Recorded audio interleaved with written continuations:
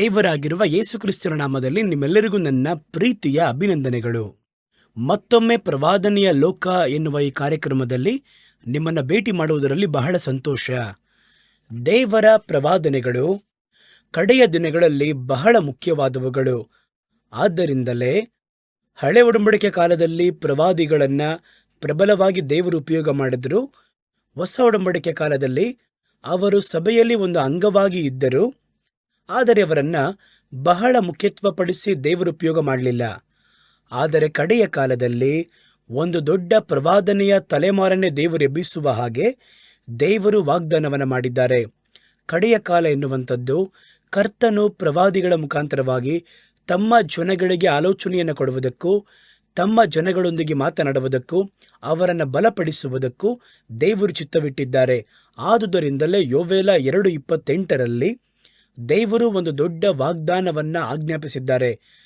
ಮಾಂಸವಾಗಿರುವ ಎಲ್ಲರ ಮೇಲೆ, ನನ್ನನ್ನು ನಂಬುವಂತಹ, ದೇವರನ್ನು ನಂಬುವಂತಹ ಮಕ್ಕಳ ಮೇಲೆ, ಯೌವನಸ್ಥರ ಮೇಲೆ, ವೃದ್ಧರ ಮೇಲೆ, ಸೇವಕರ ಮೇಲೆ, ಸೇವಕಿಯರ ಮೇಲೆ, ಎಲ್ಲರ ಮೇಲೆಯೂ ನನ್ನ ಪ್ರವಾದನೆಯ ಆತ್ಮವನ್ನು ಸುರಿಸುವೆನೆಂಬುದಾಗಿ ವಾಗ್ದಾನ ಮಾಡಿದ್ದಾರೆ. ಹಾಗಾದರೆ ಇಷ್ಟೊಂದು ಜನಗಳ ಒಳಗೆ ದೇವರು ಆತ್ಮವನ್ನು ಸುರಿಸಬೇಕು ಅಂದರೆ ಅದನ್ನು ಒಂದು ವಾಗ್ದಾನವಾಗಿ ಹೇಳಿದ್ದಾರೆ ಎಂಬುದಾಗಿ ನೋಡುವುದಾದರೆ, ಪ್ರವಾದನೆಗಳ ಮುಖ್ಯತ್ವ ಎನ್ನುವುದು ಕಡೆಯ ಕಾಲದಲ್ಲಿ ಎಷ್ಟು ಮುಖ್ಯವಾದದ್ದು ಎನ್ನುವಂಥದ್ದನ್ನು ಈ ಒಂದು ವಾಕ್ಯ ನಮಗೆ ಸ್ಪಷ್ಟೀಕರಿಸುತ್ತದೆ.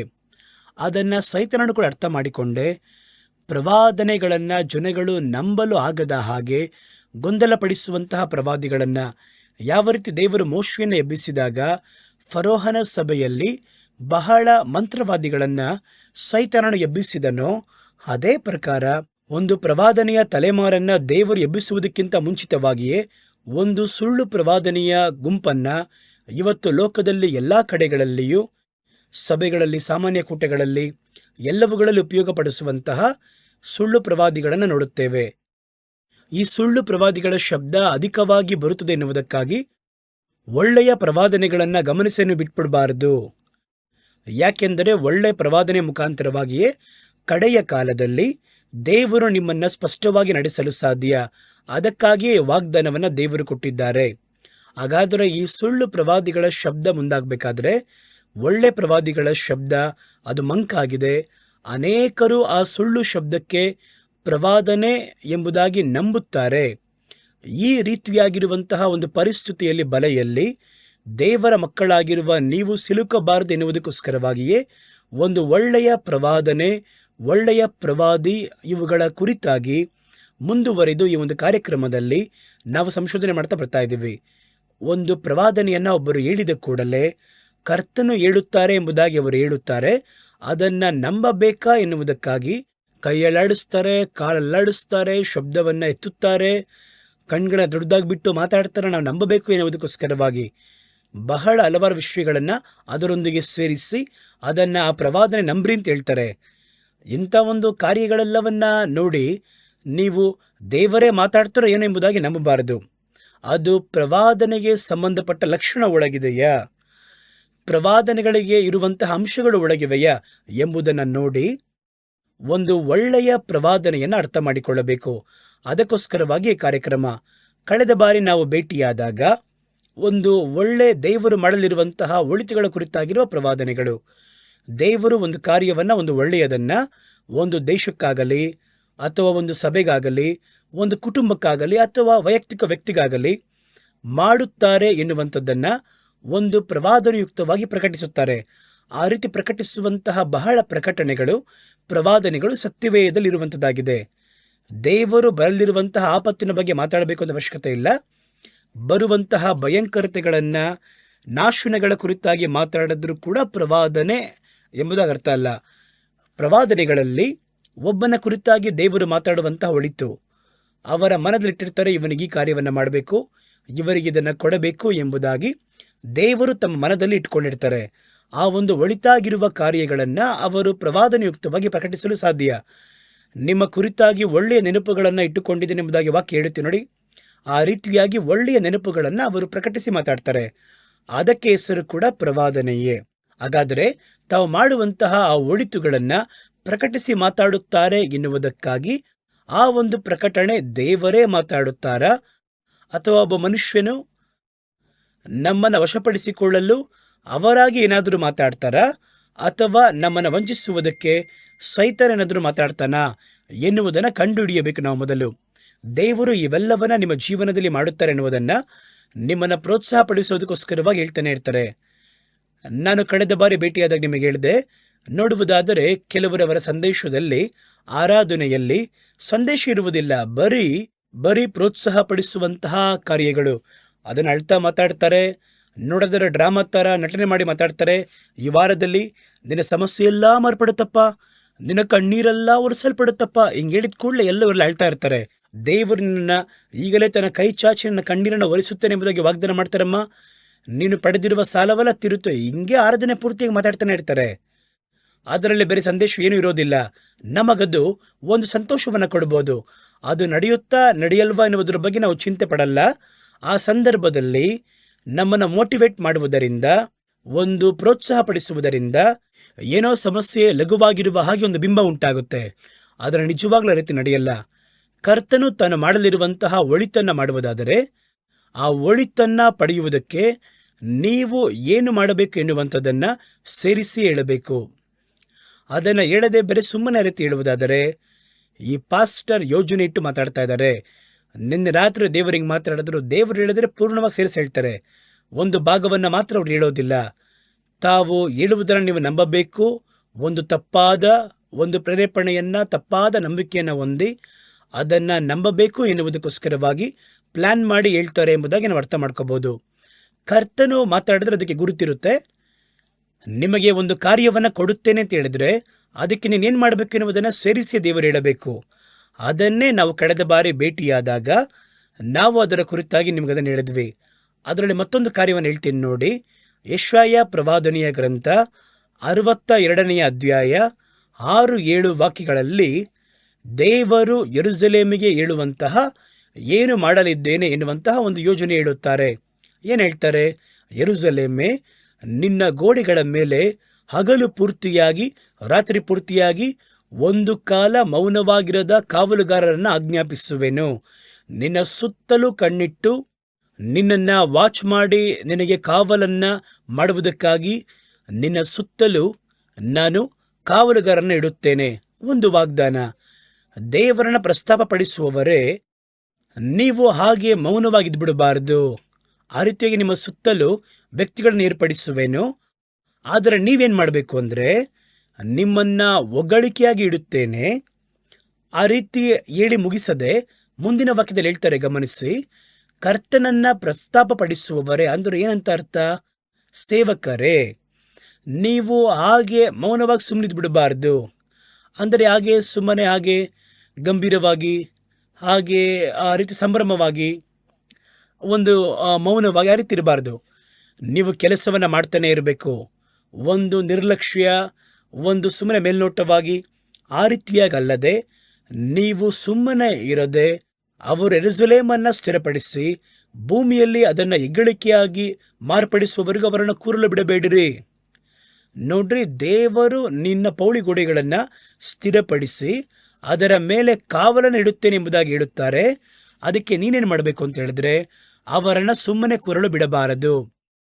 ನೀವು ನಿರ್ಲಕ್ಷ್ಯವಾಗಿ ದೇವರೆಲ್ಲ ಮಾಡ್ತಾರೆ ಎಂಬುದಾಗಿ ಹೇಳಿ ನೀವು ನಿರ್ಲಕ್ಷ್ಯದಲ್ಲಿ ಸುಮ್ಮನಿದ್ದು ಬಿಡಬಾರ್ದು. ನೀನು ಪ್ರಾರ್ಥಿಸಬೇಕು. ನೀನು ಆ ಕಾರ್ಯ ನೆರವೇರುವವರೆಗೂ ದೇವರ ಬಳಿಯಲ್ಲಿ ವಿಜ್ಞಾಪಿಸಬೇಕು. ಇದೆಲ್ಲ ದೇವರು ಹೇಳುತ್ತಾರೆ. ನಿಮಗೆ ಚೆನ್ನಾಗಿ ತಿಳಿದಿರುವಂತಹ ಪ್ರವಾದನೆ ಹೇಳ್ತೀನಿ, ಗಮನಿಸಿ. ಅದರಲ್ಲಿ ಒಂದು ಭಾಗವನ್ನು ಮಾತ್ರ ನಾವು ನಿಮಗೆ ತಿಳಿಸಿರ್ತೀವಿ. ಅದರಲ್ಲಿ ಏನು ಹಾಕಲ್ಪಟ್ಟಿದೆ? ಯೋವೇಲ್ ಪ್ರವಾದನೆಯ ಗ್ರಂಥ ಮುಂಚಿತವಾಗಿ ನಾವು ಓದಿರುವಂಥ ವಾಕ್ಯವೇ 2ನೇ ಅಧ್ಯಾಯ 28ರಿಂದ ಕೆಲವೊಂದು ವಾಕ್ಯಗಳು. ಅದರ ನಂತರ ಎಲ್ಲ ಮನುಷ್ಯರ ಮೇಲೆ ನನ್ನ ಆತ್ಮವನ್ನು ಸುರಿಸುವೆನು. ಆಗ ನಿಮ್ಮಲ್ಲಿರುವ ಗಂಡಸರು ಹೆಂಗಸರು ಪ್ರವಾದಿಸುವರು. ದೇವರು ಏನು ಮಾಡುತ್ತಾನೆ ಎಂಬುದಾಗಿ ಒಂದು ಒಳಿತಿನ ಕುರಿತಾಗಿ ಹೇಳುವಂಥ ಪ್ರವಾದನೆ ಇದು. ದೇವರು ಮಾಡಲಿರುವಂತಹ ಒಳಿತಿಗೋಸ್ಕರವಾಗಿರುವ ಪ್ರವಾದನೆ.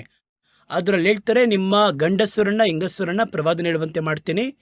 ನಿಮ್ಮ ಹಿರಿಯರು ಕನಸುಗಳನ್ನು ಕಾಣುವರು, ನಿಮ್ಮ ಯೌವನಸ್ಥರು ದಿವ್ಯ ದರ್ಶನವನ್ನು ಕಾಣುವರು. ದಾಸ ದಾಸಿಯರ ಮೇಲೆ ಆ ದಿನದಲ್ಲಿ ನನ್ನ ಆತ್ಮವನ್ನು ಸುರಿಸುವೆನು.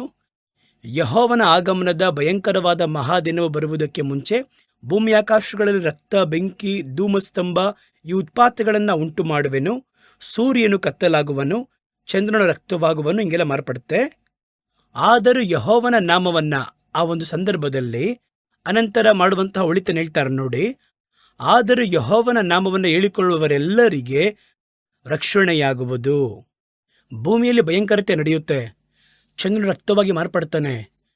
ದೇಶವು ತತ್ತರಿಸುತ್ತದೆ, ಭೂಮಿ ತತ್ತರಿಸುವುದು.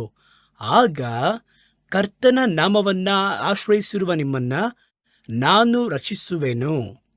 ದೇವರು ಹೇಳುವ ಪ್ರಕಾರ ಚಿಯೋನ್ ಪರ್ವತದಲ್ಲಿ, ಯೆರೂಸಲೇಮಿನಲ್ಲಿಯೂ ದೇವರು ಬರಮಾಡುವಂತಹ ಬಾಕಿ ಇರುವವರಲ್ಲಿಯೂ ರಕ್ಷಣೆ ಉಂಟಾಗುವುದು. ರಕ್ಷಣೆ ಅಂದರೆ ಸಂರಕ್ಷಣೆ. ಅವರನ್ನು ಕಾದುಕೊಳ್ಳುವೆನು. ಆಗ ದೇವರು ಮಾಡುವಂತಹ 2 ವಿಧವಾಗಿರುವ ಒಳಿತನ್ನು ಹೇಳುತ್ತಾರೆ. ಒಂದು, ಈ ಭಯಂಕರವಾದ ದಿನಗಳು ಬರುವುದಕ್ಕಿಂತ ಮುಂಚಿತವಾಗಿ ಒಂದು ಒಳಿತನ್ನು ಕೊಡ್ತೀನಿ. ಏನದು? ಸೂರ್ಯನು ഇരുಳಾಗಿಯೂ ಚಂದ್ರನು ರಕ್ತವಾಗಿಯೂ ಮಾರ್ಪಡುವುದಕ್ಕಿಂತ ಮುಂಚೆ ಭೂಮಿಯೆಲ್ಲ ತತ್ತರಿಸುವುದು. ರೀತಿ ಕಷ್ಟಪಡುವುದಕ್ಕಿಂತ ಮುಂಚಿತವಾಗಿ ನಾನು ಒಂದು ಒಳಿತನ್ನು ಮಾಡ್ತೀನಿ. ಅದು ಯಾವಾಗ? ಯಾವ ಒಳಿತು ಯಾವಾಗ ಮಾಡ್ತೀನಿ ಎಂಬುದಾಗಿ ಬರೆದಿದ್ದಾರೆ. ಇದು ನಡೆಯುವುದಕ್ಕಿಂತ ಮುಂಚಿತವಾಗಿ ಎಲ್ಲ ಮನುಷ್ಯರ ಮೇಲೆ ನನ್ನ ಆತ್ಮವನ್ನು ಸುರಿಸುವೆನು. ನಿಮ್ಮ ಮಕ್ಕಳು ಪ್ರವಾದನೆ ನೋಡ್ತಾರೆ, ನಿಮ್ಮ ಯೌವನಸ್ಥರು ದಿವ್ಯ ದರ್ಶನವನ್ನು ಕಾಣ್ತಾರೆ, ಹಿರಿಯರು ಕನಸುಗಳನ್ನು ಕಾಣ್ತಾರೆ, ಎಲ್ಲ ಸೇವಕರು ಸೇವಕಿಯರು ಪ್ರವಾದನೆಯನ್ನು ಹೇಳ್ತಾರೆ. ಇದನ್ನು ಮೊದಲು ಮಾಡ್ತೀನಿ. ಅನಂತರ ಏನಾಗುತ್ತೆ? ದೇಶದಲ್ಲಿ ತತ್ತರಿಸುವಂಥದ್ದು ಉಂಟಾಗುತ್ತೆ. ಪ್ರಕೃತಿಯಲ್ಲಿ ಭಯಂಕರ ಬದಲಾವಣೆ ಉಂಟಾಗುತ್ತೆ. ಆ ದಿನದಲ್ಲಿ ಇನ್ನೊಂದು ಒಳಿತನ ಮಾಡ್ತೀನಿ. ಏನು ಮಾಡ್ತೀನಿ? ನಿಮ್ಮನ್ನು ಕಾಪಾಡುತ್ತೇನೆ. ನನ್ನ ನಾಮವನ್ನು ಆರಾಧಿಸುವಂಥ ನಿಮ್ಮನ್ನು ನಾನು ಸಂರಕ್ಷಿಸುತ್ತೇನೆ. ಹಾಗಾದರೆ 2 ಒಳಿತನ ಹೇಳ್ತಾರೆ. ಅದು ಯಾವ ಕಾಲಘಟ್ಟದಲ್ಲಿ ಯಾವ ಒಳಿತು ಆ ಪ್ರವಾದನೆಯಲ್ಲಿ ಇರುವಂಥದ್ದಾಗಿದೆ. ಭೂಮಿಯಲ್ಲಿ ಭಯಂಕರತೆ, ಬೆಂಕಿ, ಇಂಥ ಕಾರ್ಯಗಳು ಕಾಣಲ್ಪಡುವುದಕ್ಕಿಂತ ಮುಂಚಿತವಾಗಿ ನಿಮಗೆ ಅದು ಹೇಳಿದ್ನಲ್ಲ, ಒಂದು ಪ್ರವಾದನೆಯಲ್ಲಿ ಯಾವಾಗ ಏನು ನಡೆಯುತ್ತೆ ಅನ್ನುವಂಥ ಒಂದು ಟೈಮ್ ಇರುತ್ತೆ. ಬೆಂಕಿ ಹೊಗೆಯಂತಿರುವಂತಹ ಕಾರ್ಯಗಳು, ಇಲ್ಲಿ ಅದನ್ನು ನೋಡಿದ್ವಿ ಇದನ್ನು ನೋಡಿದ್ವಿ ಎಂಬುದಾಗಿ. ಸೂರ್ಯನು ಕತ್ತಲಾಗ್ತಾನೆ, ಚಂದ್ರ ರಕ್ತವಾಗಿ ಮಾರ್ಪಡ್ತಾನೆ. ಈ ಕಾಲ ಬರುವುದಕ್ಕಿಂತ ಮುಂಚಿತವಾಗಿ ಒಂದು ಒಳಿತನ ಕೊಡುತ್ತೇನೆ. ನನ್ನ ಅಭಿಷೇಕವನ್ನು ಸುರಿಸುವೆನು. ಈ ಕಾಲ ಬಂದ ನಂತರ ಇನ್ನೊಂದು ಒಳಿತನ ಕೊಡ್ತೇನೆ. ಆ ಒಳಿತು ಏನೆಂದರೆ, ನನ್ನ ನಾಮವನ್ನು ಆತ್ಮದಿಂದಲೂ ಸತ್ಯದಿಂದಲೂ ಹುಡುಕುವಂಥ ನನ್ನ ಮಕ್ಕಳನ್ನು ನಾನು ಈ ದುಷ್ಟತ್ವದಿಂದ ಕಾಪಾಡುತ್ತೇನೆ. ಹಾಗಾದರೆ 2 ಒಳಿತು 2 ಕಾಲಘಟ್ಟದಲ್ಲಿ ಮಾಡುವ ಹಾಗೆ ದೇವರು ವಾಗ್ದಾನ ಮಾಡಿದ್ದಾರೆ. ಸರಿ, ಈಗ ಇದರಲ್ಲಿ ಅವರು ಮಾಡುವ ಒಳಿತನ ಮಾತ್ರ ಹೇಳಿದ್ದಾರೆ. ಅಷ್ಟು ಮಾತ್ರ ಇಲ್ಲಿವರೆಗೆ ಹೇಳಿದೀವಲ್ವಾ?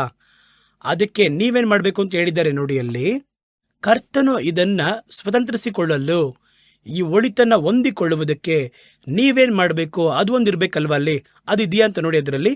ಹೌದು, ಯೋವೇಲ 2ನೇ ಅಧ್ಯಾಯ 12ರಿಂದ ಕೆಲವೊಂದು ವಾಕ್ಯಗಳು. ಆದ್ದರಿಂದ ನೀವು ಈಗಲೇ ಉಪವಾಸದೊಂದಿಗೆ ಅಳುತ್ತಾ ಪ್ರಲಾಪಗಳಿಂದ ಮನಪೂರ್ವಕವಾಗಿ ನಮ್ಮ ಪೂರ್ಣ ಮನಸ್ಸಿನಿಂದ ನನ್ನ ಕಡೆಗೆ ತಿರುಗಿಕೊಳ್ಳಿರಿ ಎಂಬುದಾಗಿ ದೇವರ ವಾಕ್ಯ ಹೇಳುತ್ತದೆ.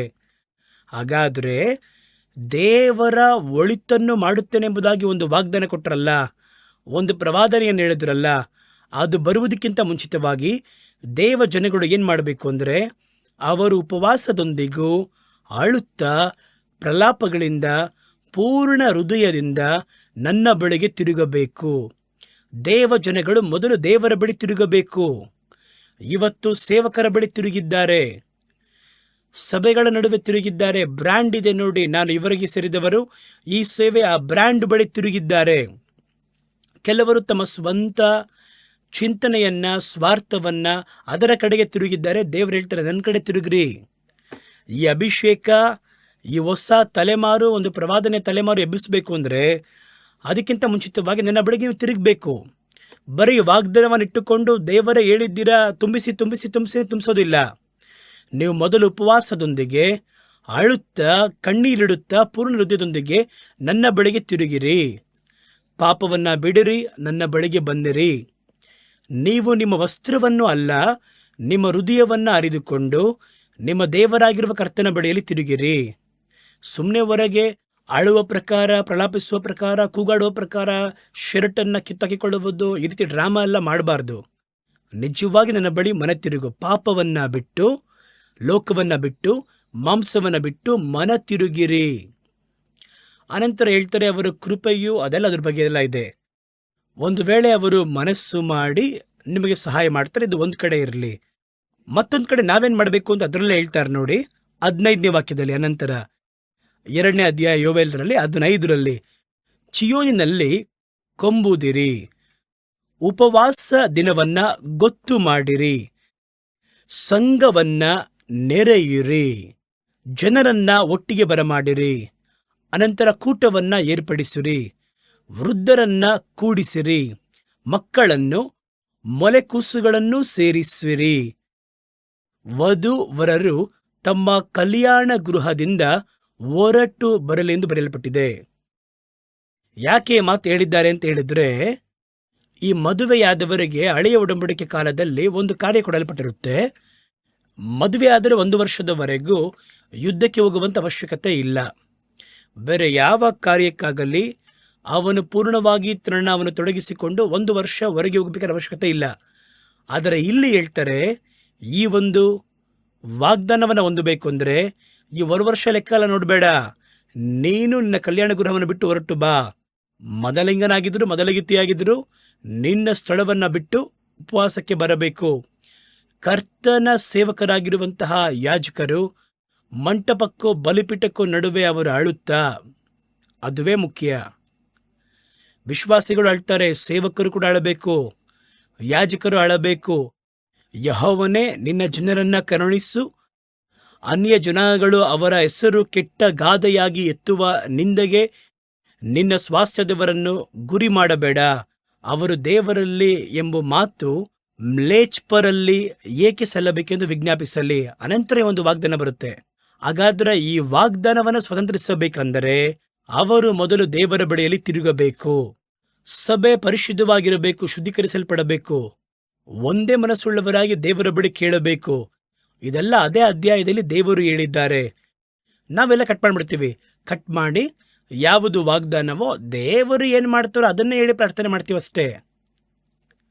ಹಾಗಾದರೆ ದೇವರು ಒಂದು ಒಳಿತನ್ನು ಆಜ್ಞಾಪಿಸಿದರೆ ಅದನ್ನು ಸ್ವತಂತ್ರಿಸುವುದಕ್ಕೆ ನಾವು ಏನು ಮಾಡಬೇಕೆನ್ನುವಂತಹ ಒಂದು ನಿಬಂಧನೆ, ಒಂದು ಕಟ್ಟಳೆ ಅದರೊಳಗಿರುತ್ತೆ. ಅದನ್ನು ಗಮನಿಸಿ ನೋಡಬೇಕು.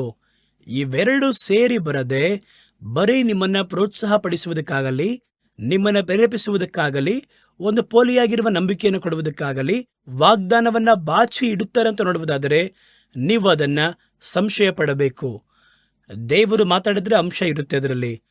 ನಾನು ನಿನಗೆ ಇದನ್ನು ಕೊಡ್ತೀನಿ ಅಂತ ಹೇಳಿದರೆ ನೀನೇನು ಮಾಡಬೇಕು ಎನ್ನುವಂತಹ ಒಂದು ಕಟ್ಟಳೆ ಒಳಗೊಂಡಿರುತ್ತೆ.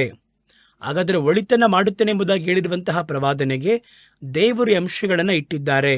ಅನಂತರ ನೋಡಿರಿ, ಕೆಟ್ಟ ಕಾರ್ಯಗಳು, ಅದರ ಕುರಿತು ಪ್ರವಾದನೆಗಳು ಉಂಟು. ದೇಶದಲ್ಲಿ ಇದು ಬರಲಿದೆ, ಅದು ಬರಲಿದೆ, ದೇಶ ಬೀಳಲಿದೆ, ಒಂದು ಬರಗಾಲ ಬರುವಂಥದ್ದಾಗಿದೆ, ಸುನಾಮಿ ಅಲೆಗಳು ಬರುವಂಥದ್ದಾಗಿದೆ. ಈಗೆಲ್ಲ ಬಹಳ ಪ್ರವಾದನೆಗಳು ಹೇಳುವುದನ್ನು ನೋಡ್ತೀವಿ ನಾವು. ಬಹಳ ಮಂದಿ ಹೇಳ್ತಾರೆ. ಆದರೆ ದೇವರು ಒಂದು ಕಾರ್ಯವನ್ನು ಹೇಳಿದರೆ, ಇವತ್ತು ಹೇಳಲ್ಪಡುವಂತಹ ಹಲವು ಪ್ರವಾದನೆಗಳಲ್ಲಿ ಈ ದುಷ್ಟತ್ವದ ಕುರಿತಾಗಿರುವಂತಹ ಪ್ರವಾದನೆಗಳು ಜನಗಳನ್ನು ಭಯಪಡಿಸುವುದಕ್ಕೆ ಮಾತ್ರ ಹೇಳಲ್ಪಡುವ ಹಾಗೆ ಒಂದು ಅಪರಾಧ ಇದೆ. ನಿಜನೇ ಅದು. ಬಹಳ ಮಂದಿ ಏನು ಮಾಡ್ತಾರೆ ಅಂದರೆ, ಮುಂದೆ ಬರುವಂತಹ ವರ್ಷದಲ್ಲಿ ನಕ್ಷತ್ರ ಬೀಳುವಂಥದ್ದಾಗಿದೆ, ಒಂದು ಸಮುದ್ರ ದೊಡ್ಡದಾಗಿ ಬೋರ್ಗಿರಲಿದೆ, ದೇಶ ತತ್ತರಿಸಲಿದೆ, ಜನಗಳು ಬೀದಿಗೆ ಬರಲಿದ್ದಾರೆ, ಘೋರ ವ್ಯಾಧಿ ಬರಲಿದೆ, ಸಾಯ್ತಾರೆ, ಹಾಗೆ ಹೀಗೆ ಹಿಂಗೆಲ್ಲ ಮಾತಾಡ್ತಾರೆ. ತಪ್ಪಲ್ಲ, ಅದು ಸತ್ಯವೇದದಲ್ಲಿ ಹಾಗೆಯೇ ಇದೆ ಅದು. ಆದರೆ ಸತ್ಯವೇದದಲ್ಲಿ ಹೇಳಲ್ಪಟ್ಟಂತಹ ಕಾರ್ಯಗಳು ಭಯಪಡಿಸುವುದಕ್ಕೆ ಮಾತ್ರ ಹೇಳಲ್ಪಟ್ಟಿಲ್ಲ, ಅದರಿಂದ ತಪ್ಪಿಸಿಕೊಳ್ಳುವುದಕ್ಕೆ ದಾರಿ ಕೂಡ ಅದರಲ್ಲಿ ಹೇಳಲ್ಪಟ್ಟಿರಬೇಕು. ಅದನ್ನು ಕಟ್ ಮಾಡಿ ಅದರಲ್ಲಿ ತಪ್ಪಿಸಿಕೊಳ್ಳುವುದಕ್ಕೆ ದೇವರು ಯಾವ ಆಲೋಚನೆ ಕೊಟ್ಟಿದ್ದಾರೆ, ಅದು ಇಲ್ಲದೆ ಬರೀ ಬರುವಂತಹ ಆಪತ್ತು ಮಾತ್ರ ಹೇಳಲ್ಪಟ್ಟಿದ್ದರೆ ಅದು ಸಂಶಯಕ್ಕೆ ಆಸ್ಪದವಾಗಿರುವಂತಹ ಪ್ರವಾದನೆ ಆಗಿರುವುದಿಲ್ಲ. ದೇವರು ಹೇಳಿದರೆ ಪೂರ್ಣವಾಗಿ ಹೇಳ್ತಾರೆ. ಒಂದು ದುಷ್ಟತ್ವದ ಬಗ್ಗೆ ಹೇಳುವಂತಹ ಎಚ್ಚರಿಕೆಯನ್ನು ದೇವರು ಹೇಳುವುದಾದರೆ ಅದರಲ್ಲಿ ತಪ್ಪಿಸಿಕೊಳ್ಳುವಂತಹ ದಾರಿಯನ್ನು ದೇವರು ಪ್ರಕಟಿಸುತ್ತಾರೆ. ನೋಡಿ, ಉದಾಹರಣೆ ನಿಮಗೆ ಹೇಳ್ತೀನಿ. ಆದರೆ ಇವತ್ತು ಹಲವು ಕಡೆಗಳಲ್ಲಿ ಇಂಥ ಪ್ರವಾದನೆಗಳು ಹೇಳಲ್ಪಡಬೇಕಾದ್ರೆ ಆ ಪ್ರವಾದನೆಗಳ ಪರಿಪೂರ್ಣತೆ ನೀವು ಗಮನಿಸಿ ನೋಡುವುದಾದರೆ ಈ ಒಂದು ಆಪತ್ತುಗಳಿಂದ ತಪ್ಪಿಸಿಕೊಳ್ಳುವುದಕ್ಕೆ ನೀವು ಏನು ಮಾಡಬೇಕು, ಅದರಲ್ಲಿ ತಪ್ಪಿಸಿಕೊಳ್ಳುವುದಕ್ಕಾಗಲಿ, ತಡೆಯುವುದಕ್ಕಾಗಲಿ, ಅಥವಾ ದಿನಗಳನ್ನು ಕೂಡಿಸುವುದಕ್ಕಾಗಲಿ, ಆ ದಿನಗಳನ್ನು, ಆ ದುಷ್ಟ ದಿನಗಳನ್ನು ಕಡಿಮೆ ಮಾಡುವುದಕ್ಕಾಗಲಿ, ಆ ದುಷ್ಟತ್ವವನ್ನು ಬಲಹೀನಪಡಿಸುವುದಕ್ಕೋ ಏನು ಮಾಡಬೇಕೆನ್ನುವಂತಹ ಆಲೋಚನೆ ಇರಬೇಕು. ಆ ಆಲೋಚನೆ ಇಲ್ಲದೆ ಒಬ್ಬರು ಭಯಪಡಿಸ್ತಾನೆ ಇರ್ತಾರೆ ಅಂತ ಇಟ್ಕೊಳ್ಳಿ. ಅಷ್ಟೇ, ಅವರು ತಲೆ ಕೆಳಗೆ ಮಾಡಲಿದ್ದಾರೆ, ಹಳ್ಳೆಗಳು ತುಂಬಲ್ಪಡಲಿದೆ, ಮನೆಯೆಲ್ಲ ನಾಶವಾಗಲಿದೆ, ರಕ್ತ ಸುರಿಸಲ್ಪಡುತ್ತದೆ. ಅಷ್ಟೇ, ಆ ರೀತಿ ಮುಗಿಸಿದ್ರೆ ಅದು ಪರಿಪೂರ್ಣ ಪ್ರವಾದನೆ ಅಲ್ಲ. ದೇವರು ಮಾತಾಡಿರುವುದಾದರೆ ಭಯಪಡಿಸುವುದಕ್ಕೆ ಮಾತ್ರ ಮಾತಾಡುವುದಿಲ್ಲ, ಅದರಲ್ಲಿ ತಪ್ಪಿಸಿಕೊಳ್ಳುವುದಕ್ಕಿರುವಂತಹ ದಾರಿಯ ಕುರಿತಾಗಿಯೂ ಅದರಲ್ಲಿ ಮಾತಾಡಿರಬೇಕು. ನೋಡಿ, ಯೆರೆಮೀಯ ಪ್ರವಾದನೆಯ ಗ್ರಂಥ 21ನೇ ಅಧ್ಯಾಯ 4-5 ವಾಕ್ಯಗಳಲ್ಲಿ ಒಂದು ಸಂಭವ ಹೇಳಲ್ಪಟ್ಟದಾಗಿದೆ. ಅದರಲ್ಲಿ ಏನು ಹೇಳ್ತಾರೆ ಅಂತ ಕೇಳುವುದಾದರೆ, ನೆಬುಕದ್ನೆಚ್ಚರ್ ಬ್ಯಾಬಿಲೋನಿಯ ಅರಸನು, ಕಸ್ದೀಯರ ಅರಸನಾತ ಯೆರೂಸಲೇಮಿನ ಮೇಲೆ, ಯಹೂದ್ಯರ ಮೇಲೆ ದಂಡೆತ್ತಿ ಬರ್ತಾರೆ ಅವರು. ರಾಜನು ಹೇಳುತ್ತಾನೆ, ಯಾರು ಆ ನೆಬುಕದ್ನೆಚ್ಚರ್? ಅವನ ಸೇನೆಗಿಂತ ನಮ್ಮ ಸೈನ್ಯ ದೊಡ್ಡದ್ದು. ನಾವು ಅವರನ್ನು ವಿರೋಧ ಮಾಡುವುದಕ್ಕೆ ಜನಗಳಿಗೆ ಒಂದು ತಪ್ಪಾದ ನಂಬಿಕೆಯನ್ನು ಕೊಡ್ತಾ ಇದ್ದಾರೆ ಅವರು. ನೀವು ಮುಂದುವರೆದು ಆ ಭಾಗವನ್ನು ಓದಿ ನೋಡಿದ್ರೆ ನಿಮ್ಗೆ ಅರ್ಥ ಆಗುತ್ತೆ. ನಾವು ಜಯಿಸ್ಬೋದು, ನಾವು ಬರ್ಬೋದು, ಆದರೆ ದೇವರು ಯೆರೆಮೀಯ ಬಳಿಯಲ್ಲಿ ಮಾತಾಡುತ್ತಾರೆ. ಆ ರೀತಿಯೆಲ್ಲ ನೀವು ಅಂದುಕೊಳ್ಳುವ ಹಾಗೆ ಸುಲಭವಾಗಿ ಜಯಿಸಕ್ಕಾಗಲ್ಲ ಅವನನ್ನು. ಅವನ ಪಡೆ ದೊಡ್ಡದು. ಇವಾಗಿರುವ ಕಾಲಘಟ್ಟ ಅಂತ ಹೇಳಿದ್ರೆ, ಒಂದು ದೇಶದಲ್ಲಿರುವಂತಹ ಸೈನ್ಯ, ಅದರ ಒಂದು ಪಡೆ ಬಲ ಎಲ್ಲವೂ ನಾವು ಅರಿತುಕೊಳ್ಳುವುದಕ್ಕೆ ಹಲವು ನ್ಯೂಸ್ ಬರುತ್ತೆ, ಸುದ್ದಿಗಳು ಬರುತ್ತೆ, ಅದನ್ನು ಶೇಖರಿಸಬಹುದು. ಆ ದಿನದಲ್ಲಿ ಏನು ಗೊತ್ತಾಗ್ತಿರಲಿಲ್ಲ. ನಮ್ಮ ದೇಶದ ಎಲ್ಲಿವರೆಗೂ ಇದೆ ಅಂತ ಅವ್ರಿಗೆ ಗೊತ್ತಾಗ್ತಿರಲಿಲ್ಲ. ಪಕ್ಕದ ದೇಶದ ಕುರಿತಾಗಿರುವ ವಿವರ ಅವರಿಗೆ ಪರಿಪೂರ್ಣ ಸಿಗ್ತಾ ಇರಲಿಲ್ಲ. ಆದರೆ ಇವರು ಅಂಡರ್ಸ್ಟಿಮೇಟ್ ಮಾಡ್ತಾರೆ ಅಲ್ಲಿ. ಆ ರೀತಿ ಮಾಡಿ ಅವರು ಬರಲಿ, ನಾವೆಲ್ಲ ಬಂದು ಅವರನ್ನು ವಿರುದ್ಧ ಮಾಡೋಕ್ಕೆ ಸಾಧ್ಯ, ಪಡೆಗಳನ್ನು ಕೂಡಿಸಿರಿ, ಅವರಿಗೆ ವಿರುದ್ಧವಾಗಿರುವ ಎಲ್ಲ ಸೈನ್ಯವನ್ನು ಕೂಡಿಸಿರಿ, ನೆಬೂಕದ್ನೆಚ್ಚರನನ್ನು ನಾವು ಓಡಿಸೋಣ ಎಂಬುದಾಗಿ ಹೇಳಬೇಕಾದ್ರೆ, ದೇವರು ಯೆರೆಮೀಯನಿಗೆ ಒಂದು ಕಾರ್ಯವನ್ನು ಹೇಳುತ್ತಾರೆ. ಅವರನ್ನು ಓಡಿಸೋಕ್ಕಾಗಲ್ಲ, ಅವನು ಈ ದೇಶದ ಮೇಲೆ ದಂಡೆತ್ತೇ ಬರುತ್ತಾನೆ, ಅದು ನಡೆಯುತ್ತದೆ ಎಂಬುದಾಗಿ ಹೇಳ್ತಾರೆ. ಈ ಮಾತುಗಳನ್ನು ಕೇಳಿದ ಕೂಡಲೇ ಯೆರೆಮೀಯ ಬೀದಿಯಲ್ಲಿ ನಿಂತು ಜನಗಳ ಬಳಿಯಲ್ಲಿ ಅದನ್ನು ಮಾತಾಡ್ತಾರೆ ಎಂಬುದಾಗಿ ಕೇಳಿದ ಕೂಡಲೇ ಯೆಹೂದದ ಅರಸ ಅದನ್ನು ಕೇಳಿ ಸಿಟ್ಟು ಬರುತ್ತೆ ಅವರಿಗೆ. ಜನಗಳ ಹೃದಯವನ್ನು ಕಲಹವಾಗುವಂತೆ ಮಾಡ್ತಿದ್ಯಾ, ಕರಗಿ ಹೋಗುವಂತೆ ಮಾಡ್ತಾ ಇದೆಯಾ ಎಂಬುದಾಗಿ ಹೇಳಿ ಅವರು ಯೆರೆಮೀಯನನ್ನು ಹಿಡಿದವರು ಗದರಿಸಿ ಈ ಪ್ರವಾದನೆಯನ್ನು ಹೊರಗಡೆ ಮಾತಾಡಬಾರ್ದು ಅಂತ ಹೇಳಿ ಅವರ ಪ್ರವಾದನೆಯನ್ನು ಕತ್ತರಿಸಿ ಅದನ್ನು ಹಾಕಿ ಬೆಂಕಿಯಲ್ಲಿ ಹಾಕಿ ಅದನ್ನು ಸುಟ್ಟು, ಮತ್ತೆ ಯೆರೆಮೀಯ ಅದನ್ನು ಹೇಳಿದ ಕೂಡಲೇ ಯೆರೆಮೀಯನನ್ನು ಸೆರೆ ಹಿಡಿದು ಗುಂಡಿ ಒಳಗೆ ಹಾಕಿ ದಂಡನೆಯನ್ನು ಕೊಡ್ತಾರೆ. ಹಾಗಾದರೆ ಯೆರೆಮೀಯನ ಮುಖಾಂತರವಾಗಿ ದೇವರು ಬರಲಿರುವಂತಹ ಆಪತ್ತಿನ ಬಗ್ಗೆ ಮಾತಾಡ್ತಾರೆ. ಆ ಸ್ಥಳವೇ ಈ ಒಂದು ಸಂಭವ. ಅದರಲ್ಲಿ ಏನು ಹೇಳ್ತಾರೆ ಅಂತ ಗಮನಿಸಿ. ಈ ಸಮಸ್ಯೆ ಬರುತ್ತದೆ, ಸಮಸ್ಯೆ ಬಗ್ಗೆ ಮಾತ್ರ ಮಾತಾಡಿಲ್ಲ, ಅದಕ್ಕೆ ಏನು ಮಾಡಬೇಕು ಅದನ್ನು ಕೂಡ ಒಳಗೆ ಇಡ್ತಾರೆ. 4ನೇ ವಾಕ್ಯ ಹೇಳುತ್ತೆ, ಯೆರೆಮೀಯ 21:4, ಇಸ್ರಾಯೇಲ್ಯರ ದೇವರಾಗಿರುವ ಕರ್ತನು ಹೇಳುವುದೇನೆಂದರೆ, ಇಗೋ, ನಿಮ್ಮನ್ನ ಮುತ್ತುವ ಕಸ್ದೀಯರಿಗೂ ಬಾಬೆಲಿನ ಅರಸನಿಗೂ ವಿರುದ್ಧವಾಗಿ ಪೌಳಿಗೋಡೆಯ ಹೊರಗೆ ಯುದ್ಧ ಮಾಡುವುದಕ್ಕೆ ನೀವು ಹಿಡಿದಿರುವ ಆಯುಧಗಳನ್ನು ನಾನು ಹಿಂದಕ್ಕೆ ತಳ್ಳಿ ಈ ಪಟ್ಟಣದೊಳಗೆ ಕೂಡಿ ಹಾಕುವೆನು. ನಾನೇ ಕೋಪ, ರೋಷ, ಮಹಾಕ್ರೋಧ ಭರಿತನಾಗಿ ಶಿಕ್ಷಾ ಹಸ್ತದಿಂದಲೂ ಭುಜ ಪರಾಕ್ರಮದಿಂದಲೂ ನಿಮ್ಮೊಂದಿಗೆ ಯುದ್ಧ ಮಾಡಿ, ಇಸ್ರಾಯೇಲರೊಂದಿಗೆ ಯುದ್ಧವನ್ನು ಮಾಡಿ, ಯೆಹೂದ್ಯರೊಂದಿಗೆ ಅವನಿಗೆ ಬಾಗಿಲನ್ನು ತೆರೆದು ನಾನು ಅವನ ಮುಖಾಂತರವಾಗಿ ನಿಮ್ಮ ಬಳಿ ಯುದ್ಧವನ್ನು ಮಾಡಿ ಈ ಒಂದು ಪಟ್ಟಣದ ಪ್ರಜೆಗಳನ್ನು, ಮನುಷ್ಯರನ್ನು, ಪಶುಗಳನ್ನು ಬಾಧಿಸುವೆನು. ಘೋರ ವ್ಯಾಧಿಯಿಂದ ಸಾಯುವರು. ತರುವಾಯ ನಾನು ಯಹೂದದ ಅರಸನಾದ ಚಿದ್ಕೀಯನನ್ನು, ಅವನ ಸೇವಕರನ್ನು ವ್ಯಾಧಿ, ಖಡ್ಗ, ಕ್ಷಾಮಗಳಿಂದ ಹತಶೇಷರಾದ ಪ್ರಜೆಗಳನ್ನು ಬಾಬೇಲಿನ ಅರಸನಾದ ನೆಬೂಕದ್ನೆಚ್ಚರನ ಕೈಗೂ ಅವರ ಪ್ರಾಣವನ್ನು ಹುಡುಕುತ್ತಿರುವ ಅವರ ಶತ್ರುಗಳ ಕೈಗೂ ಕೊಟ್ಟು ಬಿಡುವೆನು. ನೋಡಿದ್ರೆ ಎಷ್ಟು ದೊಡ್ಡ ಕೆಡುಕಿನ ಬಗ್ಗೆ ದೇವರು ಮಾತಾಡ್ತಾ ಇದ್ದಾರೆ. ಚಿದ್ಕೀಯನ್ನು ವೀರವೇಷ ಮಾತಾಡ್ತಾ ಇದ್ದಾರೆ ಅಲ್ಲಿ. ಅದೆಲ್ಲ ಏನು ನಡೆಯಲ್ಲ, ನಾವೆಲ್ಲ ಅದನ್ನು ನೋಡ್ಕೊಳ್ಳೋಣ. ಆ ಸಂದರ್ಭದಲ್ಲಿ ದೇವರು ಹೇಳ್ತಾರೆ, ಇಲ್ಲ, ನಾನು ನಿನಗೆ ವಿರುದ್ಧವಾಗಿ ನಿಲ್ತೀನಿ. ನೀನು ಮಾಡಿದಂತಹ ಪಾಪದ ನಿಮಿತ್ತವಾಗಿ, ನನ್ನ ಮರೆತಂತಹ ದ್ರೋಹದ ನಿಮಿತ್ತವಾಗಿ ದೇಶದ ಮೇಲೆ ದೊಡ್ಡ ನಾಶನ ಬರ್ತಾ ಇದೆ. ದೇವರು ಎಚ್ಚರಿಸಿ ಹೇಳುತ್ತಾರೆ, ಅವನು ಅವರನ್ನು, ಯಾರು ನೆಬೂಕದ್ನೆಚ್ಚರನ್ನು, ಯಹೂದ್ಯರನ್ನ ಖಡ್ಗದಿಂದ ಕತ್ತರಿಸುವನು.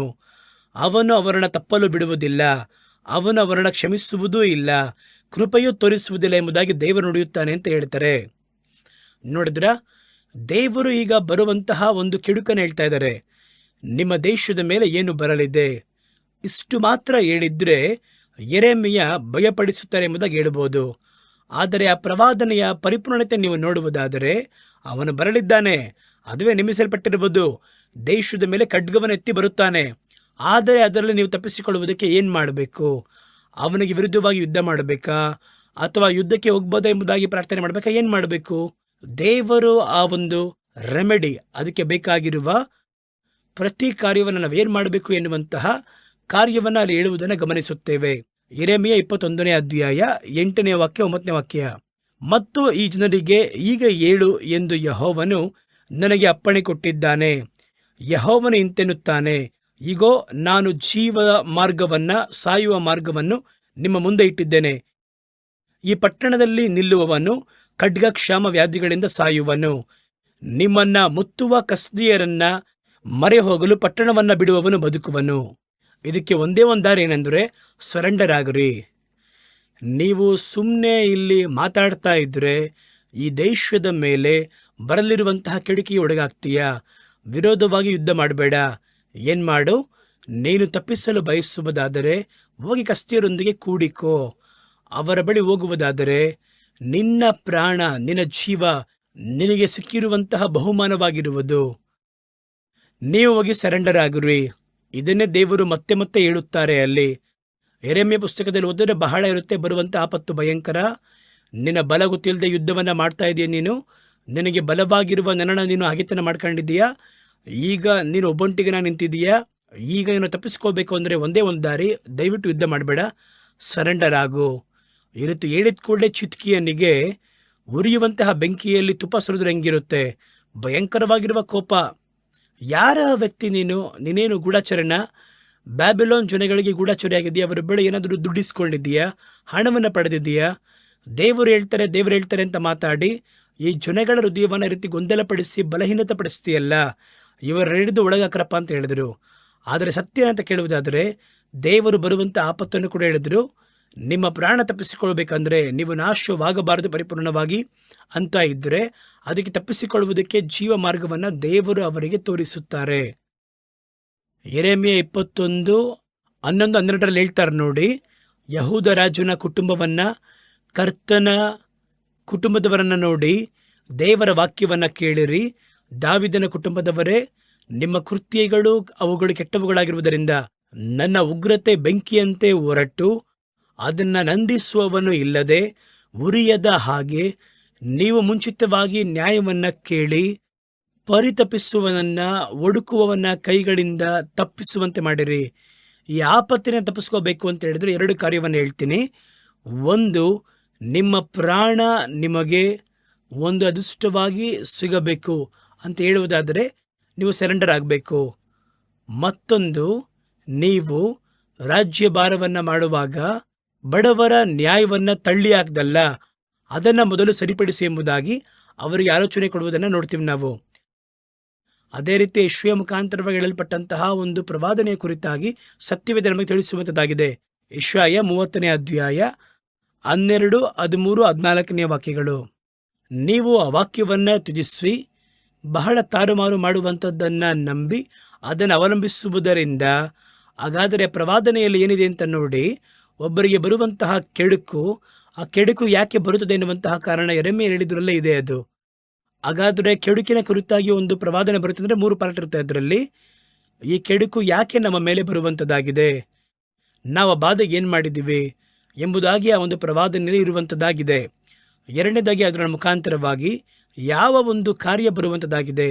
ಮೂರನೇದಾಗಿ ಆ ಒಂದು ಕೆಡುಕಿಗೆ ತಪ್ಪಿಸಿಕೊಳ್ಳುವುದಕ್ಕೆ ದೇವರು ಯಾವ ಆಲೋಚನೆ ಕೊಡ್ತಾರೆ, ಈ 3 ಕೂಡ ಒಳಗಿರಬೇಕು. ಅದನ್ನು ಬಿಟ್ಟು ನಾಳೆ ಬೆಂಕಿ ಬೀಳದಿದೆ, ಕಲ್ಲು ಬೀಳುವಂಥದ್ದಾಗಿದೆ, ಚಂದ್ರ ರಕ್ತವಾಗಿ ಮಾರ್ಪಡ್ತಾನೆ, ಭೂಮಿ ನಾಶವಾಗಲಿದೆ, ಅಷ್ಟು ಮಾತ್ರ ಹೇಳುವುದಲ್ಲ. ಆ ರೀತಿ ಭಯಪಡಿಸಬೇಕಾಗಿರುವ ಅವಶ್ಯಕತೆಯೂ ಇಲ್ಲ. ಅವರ ನಿಜವಾಗಿ ದೇವರು ಹೇಳಿದಂತಹ ಪ್ರವಾದನೆ ಇರುವುದಾದರೆ 3 ಪಾರ್ಟ್ ಇರುತ್ತೆ. ಇವ್ರು ಹೇಳ್ತಾರೆ ನೋಡಿ ಅಲ್ಲಿ, ನಿಮ್ಮ ಮೇಲೆ ಕೆಡುಕು ಬರಲಿದೆ. ಯಾತಕ್ಕಾಗಿ ಗೊತ್ತಾ? ನೀವು ಈ ವಾಕ್ಯವನ್ನು ತ್ಯಜಿಸಿ, ಕರ್ತನ ವಾಕ್ಯವನ್ನು ತ್ಯಜಿಸಿ. ಎಲ್ಲಿ ಓದ್ತಾ ಇದ್ದೇನೆ? ಯೆಶಾಯ 30ನೇ ಅಧ್ಯಾಯ 12, 13, 14. ನೀವು ಆ ಮಾತನ್ನು ನಿರ್ಲಕ್ಷಿಸಿ ಅದನ್ನು ತಾರುಮಾರು ಮಾಡುವಂಥದ್ದನ್ನು ನಂಬಿ ಅದನ್ನು ಅವಲಂಬಿಸುವುದರಿಂದ ಯಾಕೆ ಎಂಬುದಾಗಿ ಹೇಳಿದರು. ಏನು ಎನ್ನುವುದರ ಬಗ್ಗೆ ಹೇಳಲಿದ್ದೇನೆ. ಈ ಅಕ್ರಮ ಎತ್ತರವಾದ ಗೋಡೆಯ ಒಂದು ಭಾಗವು ಬೊಗ್ಗುತ್ತಾ ತಟ್ಟನೆ ಕ್ಷಣ ಮಾತ್ರದಲ್ಲಿ ಕವಚಿಕೊಳ್ಳುವ ಹಾಗೆ ನಿಮ್ಮ ಅಪರಾಧವು ಇರುತ್ತದೆ. ದಿಢೀರಂತ ರಾತ್ರಿ ಗೋಡೆಗಳು ಕೆಳಗೆ ಬಿದ್ದರೆ, ಪೌಳಿ ಗೋಡೆಗಳು ಬಿದ್ದರೆ, ಒಂದು ಅರ್ಥಕ್ವೇಕ್ ಬಂದರೆ ಯಾವ ರೀತಿ ಇರುತ್ತೆ ಯೋಚನೆ ಮಾಡಿ ನೋಡ್ರಿ. ಅದನ್ನು ಸ್ಮರಿಸದ ಗಳಿಗೆಯಲ್ಲಿ ದಿಢೀರ್ ಎಂಬುದಾಗಿ ಗೋಡೆಯೆಲ್ಲ ಮೇಲೆ ಬಿದ್ದರೆ ಹೆಂಗಿರುತ್ತೆ, ಆ ರೀತಿಯಾಗಿ ತಕ್ಷಣ ಒಂದು ಆಪತ್ತು ಬರುತ್ತೆ. ವೇನಾಡ್ನಲ್ಲಿ ರಾತ್ರಿ ಮಲಗಿರಬೇಕಾದ್ರೆ ದಿಢೀರಂತ ಭಯಂಕರವಾಗಿರುವಂಥ ಒಂದು ಗುಂಡಿನ ಶಬ್ದದ ಥರ ತಪ್ಪಿಸಿಕೊಂಡಂಥ ಒಂದು ಕುಟುಂಬ ಅದನ್ನು ಹೇಳ್ತಾ ಇದ್ರು. ಬಹಳ ಮಂದಿ ಒಳಗೆ ಮಣ್ಣೊಳಗೆ ಹೊಟ್ಟೋದ್ರು. ಏನೆಂಬುದಾಗಿ ನಮಗೆ ಗೊತ್ತೇ ಇಲ್ಲ. ಕರೆಂಟ್ ಹೊಟ್ಟೋಯ್ತು. ದೊಡ್ಡ ಪ್ರಳಯದ ಶಬ್ದ ಕೇಳಿಸ್ತಾ ಇದೆ. ಬಂಡೆಗಳು ಬಿಡುವಂಥ ಶಬ್ದ ಕೇಳಿಸ್ತಾ ಇದೆ. ಮರುಕ್ಷಣ ಮನೆಯೆಲ್ಲ ಕೆಳಗೊಟ್ಟೋಯ್ತು. ಜನಗಳ ಕೊನೆಯ ಕೂಗಿನ ಶಬ್ದ ಅಷ್ಟೇ. ಆ ಶಬ್ದ ಹಂಗೆ ಮರೆಯಾಯಿತು. ಎಲ್ಲಿದ್ದೇವೆ, ಏನು ಮಾಡಿದ್ವಿ, ಏನು ಅರ್ಥ ಆಗಲಿಲ್ಲ. ಅದು ಭಯಂಕರವಾಗಿರುವಂಥ ಪರಿಸ್ಥಿತಿ. ಅದನ್ನು ದಾಟಿ ಬಂದಿರುವವರಿಗೆ ಅರ್ಥ ಆಗುತ್ತೆ. ದೇವರು ಹೇಳುತ್ತಾರೆ, ಒಂದು ಮನೆ ಸುತ್ತಲೂ ಕಟ್ಟಲ್ಪಟ್ಟಿರುವಂತಹ ಒಂದು ಗೋಡೆ ತಕ್ಷಣ ಕೆಳಗೆ ಬಿದ್ದು ನಾಶೋದ್ರಂಗಿರುತ್ತೆ.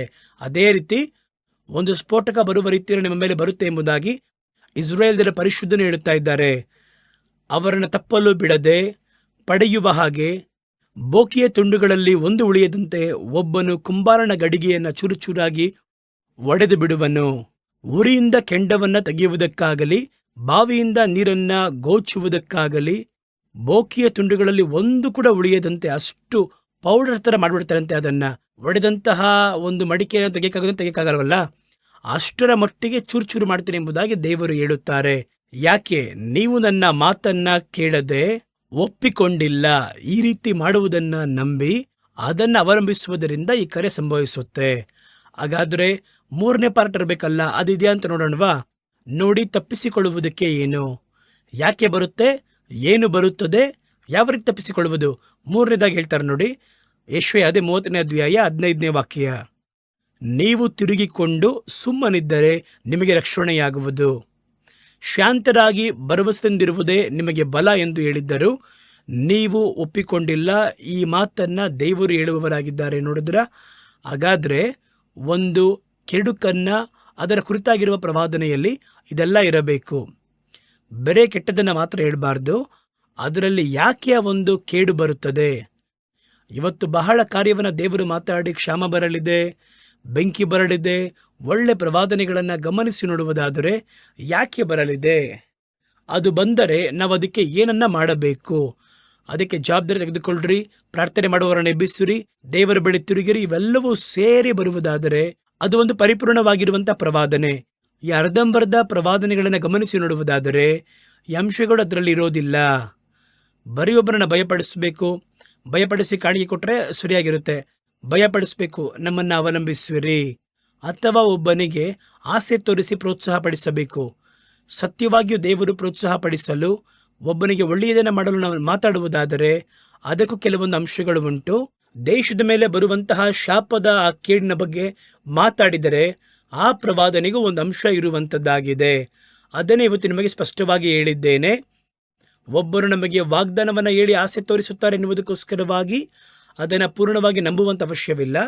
ಒಬ್ಬರು ಭಯಪಡಿಸುತ್ತಾರೆ ಎನ್ನುವುದಕ್ಕೋಸ್ಕರವಾಗಿ ಅದನ್ನು ನೋಡಿ ಭಯಪಡುವ ಅವಶ್ಯಕತೆ ಇಲ್ಲ. ಅದು ನಿಜವಾಗಲೂ ದೇವರು ಹೇಳಿದರೆ ಆ ಪ್ರವಾದನೆಯ ಪರಿಪೂರ್ಣತೆಯಲ್ಲಿ ಈ ಅಂಶಗಳ ಇಲ್ಲ ಇದೆಯಾ ಅಂತ ನೀವು ನೋಡ್ರಿ. ಇದ್ರೆ ಭಯಪಡ್ರಿ. ಆ ರೀತಿ ಇದ್ದರೆ ಆ ಒಳಿತನ್ನು ಸ್ವತಂತ್ರಿಸಿಕೊಳ್ಳುವುದಕ್ಕೆ ಪ್ರಯತ್ನ ಮಾಡ್ರಿ. ಇಲ್ಲದಿದ್ದರೆ ನೀವಾಗಿ ಒಂದನ್ನು ಬಯಸುತ್ತಾ ಹೇಳಲ್ಪಟ್ಟದ್ದು ನಿಜವಾಗಿಯೂ ಪ್ರವಾದನೆನ, ಅದರಲ್ಲಿ ಅರ್ಧಂಬರ್ಧ ಪ್ರವಾದನೆಯ ಎಂಬುದಾಗಿ ಅರಿತುಕೊಳ್ಳದೆ ನೀವು ಭಯಪಡುವ ಅವಶ್ಯವಿಲ್ಲ. ಅದನ್ನು ನೀವು ಬಯಸಿ ಅದಕ್ಕೋಸ್ಕರವಾಗಿ ಕಾದಿದ್ದು ಯಾಮಾರಿ ಹೋಗುವುದು ಬೇಡ. ಪ್ರವಾದನೆಗಳಲ್ಲಿ ಇಷ್ಟೊಂದು ವಿಷಯ ಇದೆ. ಮರುವಾರ ನಾವು ಭೇಟಿಯಾಗಬೇಕಾದ್ರೆ ಇನ್ನೂ ಕೆಲವೊಂದು ಮುಖ್ಯವಾಗಿರುವ ಕಾರ್ಯಗಳ ಕುರಿತಾಗಿ ನಿಮ್ಮ ಬಳಿಯಲ್ಲಿ ಮಾತನಾಡಲು ಬಯಸುತ್ತೇನೆ. ಅಲ್ಲಿಯವರೆಗೂ ದೇವರು ನಿಮ್ಮನ್ನು ಆಶೀರ್ವದಿಸಿ ಕಾಪಾಡಲಿ. ಆಮೇನ್.